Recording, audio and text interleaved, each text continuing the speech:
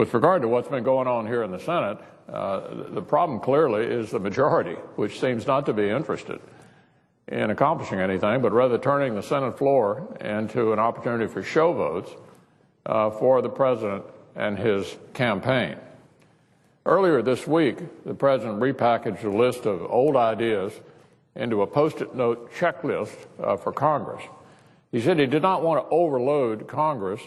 Unfortunately, besides the weekly political show votes to which I just referred, to coincide with the president's campaign schedule, the work that needs to be done isn't.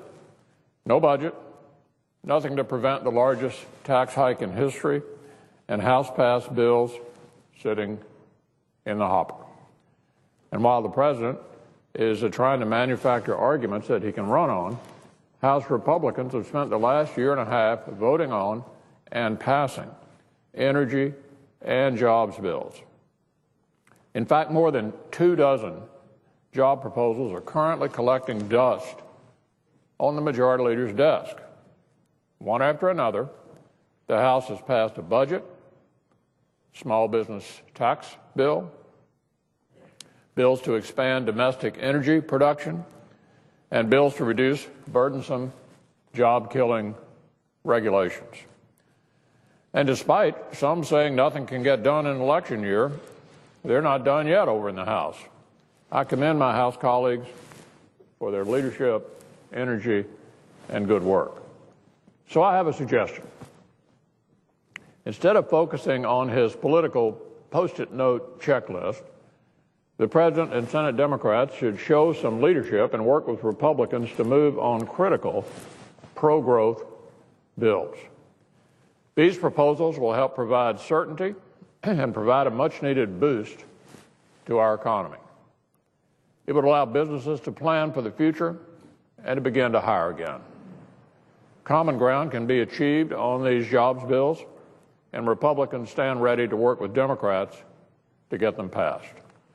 With nearly 13 million Americans unemployed and millions more underemployed or giving up looking for work altogether, inaction and political gimmicks and games are really just not acceptable. Action is required by this president and this Congress now, not after the election or by some future Congress or administration. The country's problems are far too pressing.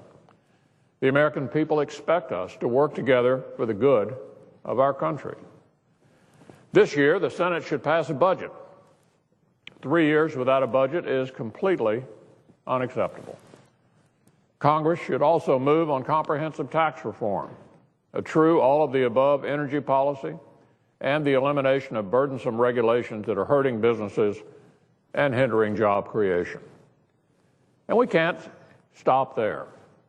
Congress must act swiftly to put forth a plan to deal with the largest tax increase in U.S. history that is only 8 months away. These are issues that can't be dealt with overnight. We need to start now.